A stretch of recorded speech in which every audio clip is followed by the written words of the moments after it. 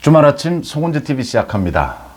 이번 한 주 정치권의 가장 큰 관심은 여당에서는 한동훈 비대위원장과 윤석열 대통령의 갈등이었습니다. 민주당에서는 이재명과 문재인이 정면으로 충돌했다라는 것이었죠. 정치권에서는 언제나 갈등이 빚어지게 되고 어느 한쪽의 일방적인 승리, 일방적인 패배는 일어나지가 않습니다. 이 고수들의 싸움이다라고 하죠. 조금씩 이제 이렇게 우세해지는 쪽이 있고 밀리는 쪽이 생기고 이런 현상으로 진행이 됩니다. 윤 대통령과 한동훈의 갈등, 문재인과 이재명의 정면 충돌, 그 결과 이제 지지율 결과로 발표가 됐습니다. 한동훈에 대한 지지율은 52%, 이재명에 대한 지지율은 35%였습니다. 엄청난 차이입니다. 거의 20% 가까이 차이가 나고 더 중요한 것은 어느 한쪽으로 과반 50%를 넘어서는 이 지지율 쏠림 현상이 나타났다라고 하는 것입니다. 한동훈의 압승입니다. 지난 한 주는. 그동안은 민주당 지지층에서 이재명으로 결집되는 현상을 보였고 국민의힘 지지층에서는 분산되는 이런 것이었는데 그게 역전이 됐습니다. 국민의힘 지지층에서는 90% 가까이가 한동훈으로 결집이 됐고 민주당은 이재명으로 결집하는 이 지지가 분산되는 이런 모습을 보였습니다. 민주당 지지층에서 이재명을 지지한다라는 게 70% 이하로 떨어졌습니다. 어떻게 해서 이런 결과가 나왔느냐, 지난 한 주 동안 싸움이 어떻게 진행이 됐느냐, 앞으로 또 이 갈등은 어떻게 전개가 될 것이냐라는 게 관심을 끌 수밖에 없습니다. 윤 대통령과 한동훈 비대위원장의 충돌, 김건희 여사의 가방 문제였습니다. 이 부분에 공격을 하고 나선 것은 비대위원인 김경률이었습니다. 김경률이 프랑스 혁명을 불러일으켰던 요인이 됐죠. 마리 앙뚜아네트의 사치를 비유를 했습니다. 그러면서 싸움이 격렬해졌습니다. 그래서 국민의힘 지지층, 제 송은주TV 이 댓글에도 송은주TV의 구독자분들도 정말 밤잠을 설쳐가면서까지 우려를 했습니다. 걱정을 했습니다. 이 윤석열과 한동훈이 정말 부딪히게 되면 이게 어떻게 되느냐. 이재명과 문재인은 직접 부딪히지는 않고 있습니다. 소위 문재인계, 민주당 최대 계파인 문재인계, 이걸 이제 총선에서 공천에서 도려내야 하고 민주당을 완전히 이재명 당으로 만드는 이 절차가 진행 중입니다. 가장 상징적으로 이현주 전 의원입니다. 문재인에 대해서 거의 원수 보듯이 이렇게 공격을 해온 이 이현주에 대해서 이재명이 복당을 요청을 하면서 이현주가 지금 복당을 결정하고서도 친문들의 반대에 부딪혀서 시기를 조율을 하고 있습니다. 이 이현주를 복당시키려고 하는 이재명의 의도가 뭐냐? 그래서 이재명과 문재인이 정면 충돌을 하고 있는 것이다. 특히 문재인 정권 때의 그 임종석이라든지 이런 주요 인물에 대해서 불출마를 요구를 하면서 친명 쪽에서 이제 이게 물밑에서 진행되는 것 같지만 사실은 거의 전쟁 상태입니다. 이렇게 전개가 되고 있습니다. 한동훈이 공격을 한 것입니다. 윤석열 대통령에 대해서. 그러니까 이건 예상이 됐던 것입니다. 윤석열 대통령이 한동훈 비대위원장을 선택할 때 이미 당은 한동훈 비대위원장이 이끌게 되고 이번 총선은 한동훈의 이름으로 치른다. 그래서 한동훈이 자기 정치를 할 수밖에 없습니다. 한동훈이 자기 정치를 해야 하는데 어디까지 윤석열 대통령이 양보하고 포용할 수 있겠느냐. 한동훈은 어디까지 공격을 할 수가 있겠느냐. 그러니까 지금 한동훈과 이재명의 이 지지율 차이 52대 35입니다. 한동훈이 윤석열 대통령에게 소위 대드니까 갈등을 빚으니까 지지율이 폭발을 했다. 윤석열 대통령에 대한 지지율이 결집해 있는 이 국민의힘 대부분의 지지층들이 한동훈을 지지했다. 거기에다가 중도까지 외연 확장도 있었다라는 것입니다. 어떻게 해서 갈등을 벌이는데 한동훈의 지지율은 더 높아질까? 물론 윤석열 대통령에 대한 지지율은 제자리 걸음입니다. 이런 문제입니다. 이재명이 문재인과 충돌을 하고 있고 전면전을 벌이고 있는데 이재명의 지지율은 올라가지를 않습니다. 오히려 내려가는 추세입니다. 똑같은 갈등이고 충돌인데 한동훈의 지지율은 올라가고 이재명의 지지율은 보합 내지는 약세다. 왜 이런 결과가 올까라는 것입니다. 윤석열 대통령은 한동훈 위원장이 움직일 수 있는 이 공간을 완전히 열어줬습니다. 그래서 앞으로도 공천을 둘러싸고 이번 김건희 여사 가방 문제가 아니라도 한동훈은 윤석열 대통령에 대해서 공격을 하는 모양새를 취하게 될 겁니다. 갈등이 일어나게 될 겁니다. 이제 언제나 싸움이 그렇듯이 이게 일방적으로 어느 한쪽이 이기는 이런 싸움은 사실은 거의 불가능합니다. 그건 이 전력 차이가 엄청나게 날 경우입니다. 그런 경우는 잘 없죠. 그러니까 이재명에 대해서도 각종 재판이 있고 또 검찰의 소환, 검찰의 기소가 남아있고 이런 많은 문제들이 있지만 어느 한 가지를 가지고 정치적으로 이재명을 완전히 끝장내기는 쉽지 않습니다. 이 고수들의 싸움은 많은 무기들이 동원이 되죠. 조금씩 이렇게 위축시켜가는 여러 가지 이제 전술들이 동원이 됩니다. 그래서 서서히 이제 승패가 결정이 되는 것이죠. 그런 싸움의 결과로 온다. 또 하나 중요한 것은 어느 쪽이 총선 승리에 간절하냐라고 하는 것입니다. 간절한 쪽이 이긴다. 간절하다라고 하는 것은 굉장히 자기에게 중요한 것을 총선 승리를 위해서 포기할 수 있어야 합니다. 희생할 수 있어야 합니다. 어느 쪽이 그걸 할 수 있느냐라는 것이죠. 이제 이런 관점에서 쳐다보면 한동훈 위원장이 김경률로 시작된 이 김건희 가방, 이 갈등에서 한동훈 위원장의 공격은 예상을 넘어섰습니다. 김건희 여사의 가방 문제가 가장 예민한 문제이긴 합니다. 이걸 가지고 일거에 한동훈 위원장이 윤석열 아바타다 이런 이미지도 없애고 윤석열 대통령과의 차별화, 한동훈 정치 시작 모든 것을 달성할 수 있었고 달성했습니다. 그런데 그 방법은 이 싸움이 언제나 그렇지 않습니까? 부부 싸움도 그렇지 않습니까? 무엇으로 싸웠는지 한참 싸우다 보면 무엇으로 싸웠는지 그 내용은 없어지고 이제 말이 너무 거칠었다 그런 말을 할 수가 있느냐 네가 나한테 이런 식이 돼서 나중에 사과할 때 보면 본 내용은 빠지고 싸우다가 한 좀 심한 말 이런 걸 사과하고 이런 게 이제 중심이 되어버리는 이런 경우가 많습니다. 부부싸움을 할 때도 그래서 이 말을 할 때 조심을 해야 하지 않습니까? 나중에 이게 부부싸움 한번 했다고 해서 헤어지는 것도 아니고 끝나는 것도 아니니까 나중에 수습할 걸 생각하면서 이야기를 해야 합니다. 한동훈은 두 가지 점에서 사실은 예상을 넘어섰습니다. 하나는 이 김경률이 마리 앙뚜아네트라고 하는 거의 욕에 가까운 김건희 여사에 대해서 이 문제를 제기를 했는데 그 부분에 대해서 한동훈이 제지하지 않고 그대로 국민의 눈높이에 맞춰서 인정을 한 것입니다. 승인을 한 것이죠. 이 김건희 여사 부분에 대해서 정리가 필요하다라는 것을 승인을 해주면서 이렇게 승인을 하더라도 김경률의 말은 너무 거칠었다 이렇게 조정할 수 있는데 경고 정도는 줄 수가 있는데 하지 않고 그대로 밀어붙였습니다.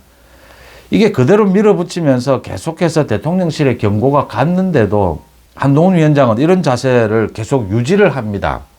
그러니까 윤 대통령을 가장 잘 아는 사람이 한동훈 위원장이고 한동훈 위원장을 또 가장 잘 아는 사람이 윤 대통령입니다. 이 중간에 비서실장을 비롯해서 원내대표나 중재에 나섰던 사람들은 사실은 윤 대통령과 한동훈 위원장 서로를 아는 것만큼 알지는 못하죠. 그래서 서로의 대변자로서 이 조율을 하는 과정에서 큰 의미는 없다 이렇게 보입니다. 어디에서 또 한 번 한동훈 위원장이 선을 넘었느냐. 그러니까 이관섭 비서실장이 한동훈 위원장을 만나서 이거 좀 너무 심하지 않느냐. 이 김경률의 말은 수위를 넘었다라는데 한동훈 위원장이 사실은 발끈한 것이고 나아가서 기자들에게 한동훈 비대위원장 사퇴를 대통령실에서 요구했다라고 밝혀버립니다. 그 사퇴를 요구했는데 거절했다 이렇게 해버립니다. 이게 지금 이관섭 비서실장이 말을 하는 과정에서 이렇게 하면 정말 비대위원장 계속할 수 있겠느냐 이런 이야기는 오고 갈 수가 있습니다. 그런데 한동훈 위원장이 이걸 너무 좀 앞질러 내질렀다라고 하는 것이죠. 그래서 대통령실에서는 더 놀랄 수밖에 없고, 이제 이만큼 한동훈 위원장의 수위를 끌어올리니까 윤석열 대통령은 굉장히 섭섭해지고 정말 뭐 화도 나는 것이죠. 그러고 나서 이제 한동훈 위원장이 소위 서천시장에 가서 폴드 인사를 했습니다. 90도 인사를 했고 윤석열 대통령이 어깨를 툭 쳤습니다. 싸움에는 언제나 이게 뭐 한판에 결정이 되지 않기 때문에 이 수위 조절, 또 싸움의 방식, 부부싸움처럼 언제나 이게 예민한 것입니다. 또 속도 조절, 싸움의 승패를 결정짓는 것은 언제나 그런 것이죠. 한동훈 위원장이 공천 과정에서도 윤석열 대통령과 갈등을 빚을 수밖에 없을 겁니다. 또 갈등을 빚는 것이 지금 이번에 갈등에서 보듯이 지지율을 높이는 방법입니다. 갈등을 빚을 수밖에 없고, 총선 선거를 치르면서 내내 윤석열 대통령과는 화합을 기반으로 하지만, 동반자 관계를 기반으로 하지만 이 갈등 쪽에 무게가 좀 실릴 수밖에 없습니다. 중도 확장을 위해서죠. 전략적으로도 맞고, 또 윤 대통령과 한 위원장의 이 스타일도 다릅니다. 윤 대통령은 선이 굵고 한동훈 위원장은 정밀하죠.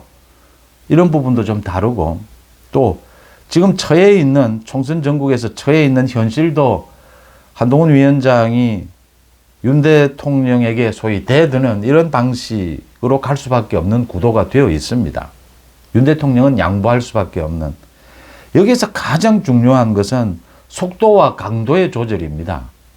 한동훈 위원장이 이제 그런 유연한, 소위 뭐 아웃복싱이다 이렇게 이야기를 하는데, 유연함을 보여줄 수 있느냐. 윤석열 대통령이 정말 이건 아니다라고 생각되는 부분까지가 가게 되면 위험하다라고 하는 것이죠. 그래서 이 윤 대통령과 한 위원장이 갈등을 빚었을 때 송은재TV 제 댓글에도 구독자분들도 많이 걱정을 하고 밤잠을 설쳤다라고 할 정도가, 이게 선을 넘어서 정말 부부관계가 완전히 끝장이 나는 이런 상태로 갈까 봐서 총선 승리의 간절함, 누가 더 높을까? 윤석열과 한동훈 중에 누가 더 높을까? 두 사람 다 높을 겁니다. 그런데 이 간절함에서 더 높은 쪽은 뭐 두 사람이 거의 같을 겁니다. 그런데 한동훈이어야 한다라고 하는 겁니다. 국민들이 볼 때 이 한동훈이 윤 대통령에게 자꾸 대들어야 하는 이유는, 그러면 자꾸 지지율이 올라가는 이유는 윤 대통령의 이 국정 운영 스타일에 많은 사람들이 찬성을 합니다. 국민의힘에 뭐 압도적인 지지가 있습니다. 그런데 중도로 가기 위해서는 이거에 찬성하지 않는 사람들, 그게 소수라 하더라도 그 사람들의 눈높이에 맞춰줄 필요가 있는 것이죠. 거기에다가 윤석열 대통령이 포용을 한다면 윤석열 대통령의 기존 지지층도 한동훈을 지지하게 되는, 그래서 지금 90%의 지지가 나오게 되고 52%라는 지지가 나오게 된 겁니다. 사실 52%, 35% 한동훈과 이재명 이런 식으로 총선까지 가게 되면 국민의힘과 민주당은 10%포인트 차이가 나게 됩니다. 이런 리듬으로 공천을 하게 되고, 그러면 국민의힘의 압승입니다. 이 과반 획득이 가능할 수 있다라는 정도입니다. 과반 이상을 넘길 수 있느냐, 한동훈의 지지율을 유지할 수 있느냐, 더 치고 올라갈 수 있느냐. 이제 윤석열 대통령이 어디까지 이걸 지금 용인을 해줘야 되느냐, 이게 가장 큰 관심거리입니다. 한동훈의 지지율이 높아지니까 지금 국민의힘 현역 의원들, 각 후보들 모두 지금 이제 이걸 지켜보고 있는 겁니다. 한동훈의 지지율이 이렇게 높아지면 이거 사실 대박이다. 사실 당을 좀 나가겠다. 이번에 공천 안 주면 나가겠다. 이런 사람도 모두 스톱된 상태입니다. 이게 지지율이 이렇게 무서운 것입니다. 이게 진짜 싸우네. 진짜 한동훈이 일을 좀 내겠네. 윤석열 대통령이 양보를 하는구나. 이렇게 되는 겁니다, 이제. 이러면 판이 흔들리겠구나. 이런 상황이 되면서 앞으로 이제 김경률을 어떻게 처리하고 김건희 여사 부분을 어떻게 처리하느냐. 한동훈이 또 이제 폴드 인사를 한 것처럼 수위를 완전히 낮췄습니다. 사과를 하라고 말을 한 적은 없다. 또 김경률 부분은 사퇴는 없다. 그래서 이제 아웃복싱이다, 뭐 치고 빠진다 이렇게 이야기가 나오는데 빠져야 될 대목이죠. 한동훈 자신이 폴드 인사를 한 건 이번에 좀 심했다라는 걸 한동훈 자신도 아는 거죠. 이게 이제 싸움의 고수가 되면 굉장히 섬세하게 적정하게 이 치고 빠지고 합니다. 이 싸움에 서툴다 보면 이제 거칠어지고 불필요하게 심한 공격을 하게 되고 심한 말을 하게 되는 것이죠. 윤석열 대통령이 어디까지 인내할 수 있을까? 그 인내하는 최고 지점까지 한동훈이 밀어붙이게 될 것이다, 이렇게 보입니다. 이번에 한동훈이 보인 이 김건희 여사에 대한 김경률로 시작된 이 공격을 보면, 이 수위를 보면, 그래서 이 제가 판단하기에는 이번에 김건희 여사에 대한 문제 제기, 김경률의 문제 제기가 잘못된 것은 아닙니다. 필요한 것이었습니다. 한동훈의 정치를 위해서는 어차피 한번 걸러야 될 문제였습니다. 그런데 거칠었다라고 하는 이야기는 불필요하게 수위가 높았습니다. 뭐 김경률은 폭언을 해도 한동훈 위원장이 조절하면 됩니다. 경고를 주면 됩니다. 이건 나의 뜻이 아니다, 이건 잘못된 것이다, 조절하면서도 또 김건희 여사의 문제대로 또 제기를 하는 것이 가능합니다. 밀고 당기기는 언제나 일어나는 것이죠. 이제 그런 것을 하지 않은 부분에 대해서 윤 대통령의 섭섭함이 있었다. 그걸 윤 대통령이 정말 문제 삼을 수도 있었는데 털고 넘어간 것입니다. 그 과정에서 한동훈 위원장이 언론에 대고 한 번 더 대통령실이 사퇴를 요구했는데 거절했다라고 하는, 이게 뭐 당무 개입 의혹까지 제기가 될 수 있는 그렇게 강한 톤으로 맞받아치면서 조금 갈등이 심해진 부분이 있습니다. 앞으로 공천에서는 더 심해질 가능성이 있습니다. 싸움은 심하게 하되 갈등은 심하게 하되, 부부싸움이 그렇지 않습니까? 갈등은 정말 뭐 풀어야 할 것은 심하게 붙어야 합니다. 붙어서 정리를 해야 합니다. 그런데 가급적 이 표현과 이 싸움의 수위라든지 강도 조절, 속도 조절은 유연해야 된다라고 하는 점입니다. 왜냐하면요, 이 총선이 지나고 나면, 총선에서 승리하고 나면 한동훈 위원장, 지금 윤석열 정부가 3년 이상 남아 있습니다. 한동훈 위원장이 다음 차기 대선을 노린다면 이게 언제나 마지막 단계라고 합니다. 국민들의 지지만 있다고 해서 대권이 손에 들어오는 것은 아닙니다. 수많은 걸림돌이 있고 가장 큰 걸림돌은 현 권력과의 관계입니다. 아직 3년이 넘게 남아 있습니다.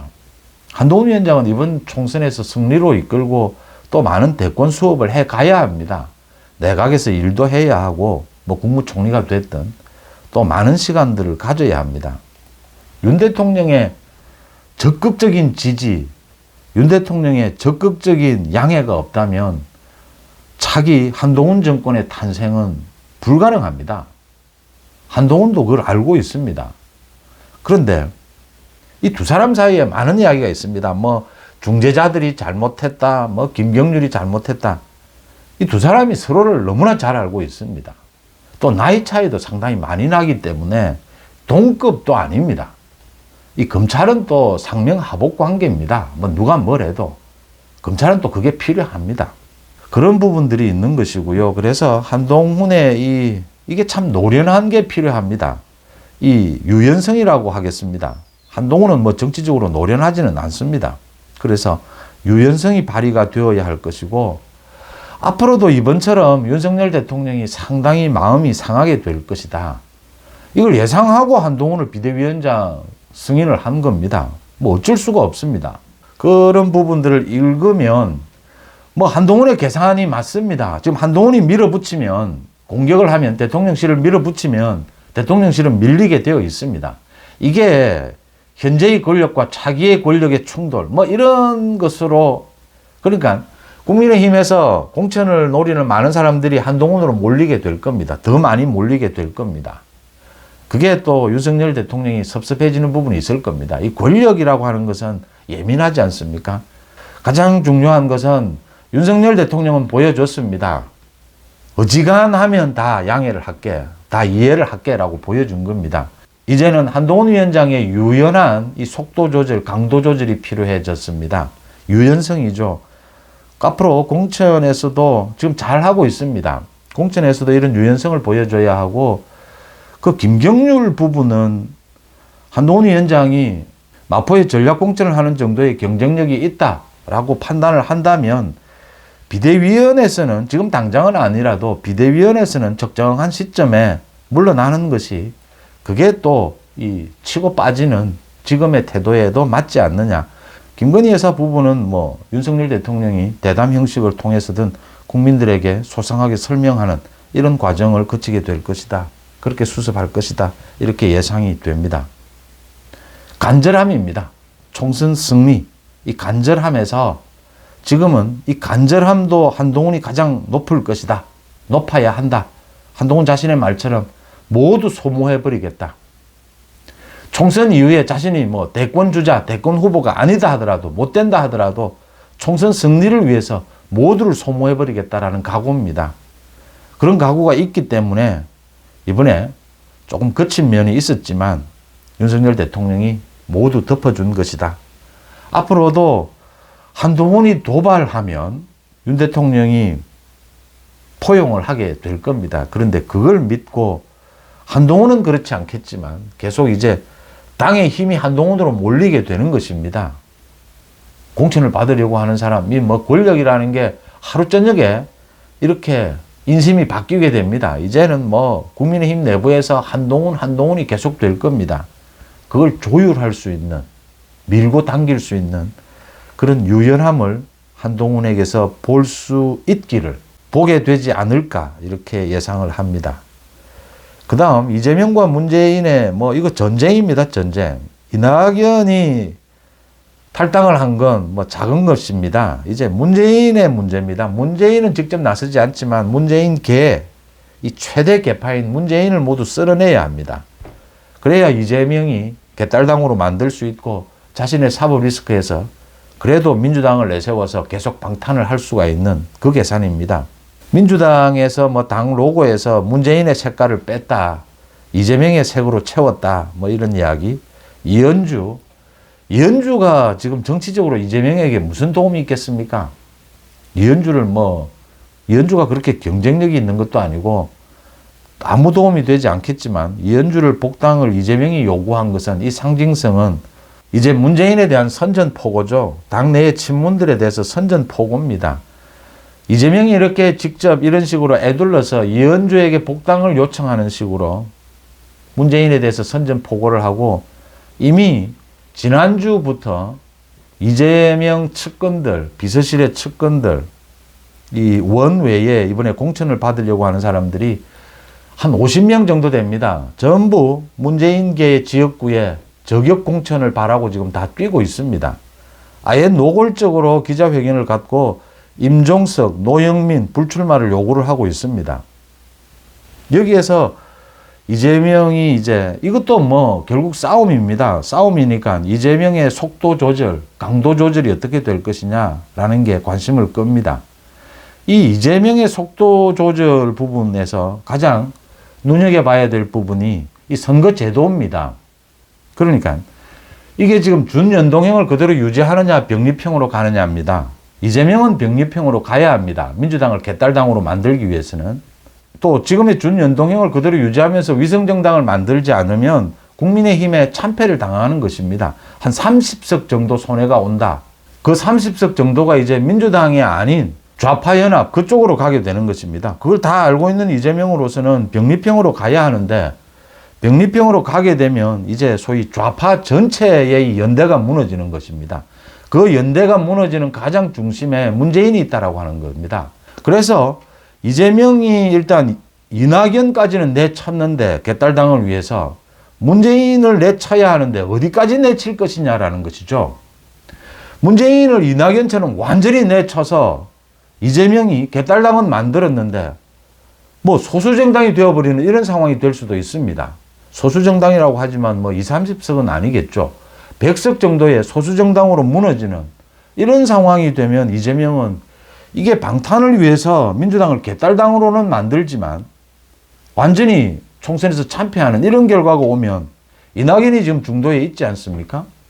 문재인계가 거기에 완전히 가서 뭐 더해지면 이건 지금 이낙연이 이기느냐 이재명이 이기느냐 이 민주당 쪽에서 이런 상황이 될 수도 있기 때문에 이재명의 고민이 생기는 겁니다. 계산이 복잡해지는 겁니다. 문재인을 쳐내긴 해야 하는데 어디까지 쳐내야 하느냐. 모든 싸움은 속도와 정도의 이 조절입니다. 지금 이재명은 문재인을 상당히 문재인계가 그러니까 최대 100명까지 이야기를 하는데 그까지는 아니라 하더라도 문재인계의 절반 이상을 쳐내야 되는 자신의 방탄을 위해서 뛰었던 이런 측근들을 모두 공천 주고 이렇게 챙기려면 문재인계의 절반 가까이를 쳐내야 한다. 그런 상태에서 문재인계가 이걸 용인을 하겠느냐. 그 나머지 절반이 참고 인내를 하면서 민주당에 남아 있을 거냐. 아니면 탈당을 해서 이낙연 쪽으로 붙을 거냐. 지금 이런 문제입니다. 이게 지금 그 선거제도 연동형이냐 병립형이냐 이 부분에 걸려가 있는 겁니다. 또 이재명 측근이라고 하더라도 친이재명 현역 의원이다 하더라도 이 민주당 좌파 전체의 어떤 뭐 경쟁력을 위해서 좌파 연대를 위해서 이 준연동형을 주장하는 의원들도 있습니다. 이래서 이재명의 계산이 복잡해지고 있다. 그런데 이재명은 상당 부분 문재인을 쳐낼 수밖에 없고 그 쳐낸 사람들은 이낙연 쪽으로 붙을 수밖에 없다. 지난 일주일 동안 한동훈 윤석열의 갈등이 있었고 이재명 문재인 갈등이 있었는데 한동훈의 지지율이 52%까지 올랐습니다. 이재명도 문재인과 붙으면 개딸을 중심으로 해서 민주당 쪽에 이재명도 지지율이 오를 수도 있습니다. 문재인과의 갈등 이런 부분으로 인해서 뭐 주목을 좀 받으면서 그런데 이재명의 지지율은 보합 내지는 하락세입니다. 이게 이 두 갈등이 가지는 성격의 차이입니다. 한동훈과 이재명이 처해 있는 이 정치 지형의 차이입니다. 한동훈은 앞으로 윤 대통령에게 좀 더 대들어도 좀 갈등을 빚어도 지지율은 더 올라갈 것이다. 이재명은 문재인과 계속 싸우게 되면 지지율이 내려갈 수도 있다. 이 문제입니다. 갈등은 빚어야 합니다. 총선 국면에서 이 지지층을 위해서 또는 중도 확장을 위해서 어떤 형태의 갈등이든 이 정치는 언제나 갈등과 타협의 연속입니다. 갈등은 빚어야 하는데 이재명은 갈등을 빚으면 빚을수록 지지율이 내려가고 한동훈은 갈등을 빚으면 지지율이 올라가는 이런 현상을 보게 될 것이다. 이게 지금 이재명을 둘러싸고 있는 정치 지형이다. 자신 개인의 사법 리스크까지 얽혀 있다. 제3지대라고 하지만 대표적으로 이낙연, 이준석이 있지만 이준석은 정치적인 존재감이 거의 없다. 이낙연이 무서운 존재다. 이낙연이 무서운 존재인 이유는 이재명이 쳐내는 이 친문재인계 이 의원들이 이낙연으로 붙을 경우에 이건 뭐 정말 말 그대로 삼파전, 대등한 삼파전이 벌어질 수도 있다. 국민의힘이 상당히 유리한 민주당과 이낙연은 거의 대등한 이런 삼파전이 벌어질 수가 있다. 뭐 누가 뭐래도 총선을 앞두고 가장 중요한 인물은 한동훈과 이재명입니다. 이재명이 뭐 사법 처리가 어떻게 될지 검찰의 소환이 어떻게 될지 지켜봐야 되는 부분이지만 어쨌든 현재로서는 총선에서 한동훈과 이재명이 자신들의 얼굴을 내걸고 정면 충돌을 할 것은 분명합니다. 이런 상황에서 한동훈의 지지율이 과반 52%, 50%대를 유지 계속한다면 국민의힘의 지지율은 40%대로 치고 올라가게 될 겁니다. 이 공천 과정을 거쳐서 지금 국민의힘과 한동훈이 압승할 수 있는 기반이 만들어졌다. 3자 구도가 만들어졌고 한동훈의 지지율이 50%를 넘었다. 국민의힘 지지율이 앞으로 40%로 치고 올라가게 될 것이다. 이런 상황에서 이재명은 문재인과도 갈등을 빚어야 하고 저 이낙연과도 계속해서 긴장관계가 형성될 수밖에 없다. 지금 선거제도를 가지고 이재명이 병립형으로 고집을 하고 거기로 갈 수밖에 없다면 또 상당 부분 민주당에서 분열이 일어나게 될 것이고 이 좌파 연대라고 하는 거기에도 균열이 일어나게 될 것이다. 이재명은 앞으로 악재만이 쌓여 있고 한동훈은 앞으로 호재만이 쌓여 있다.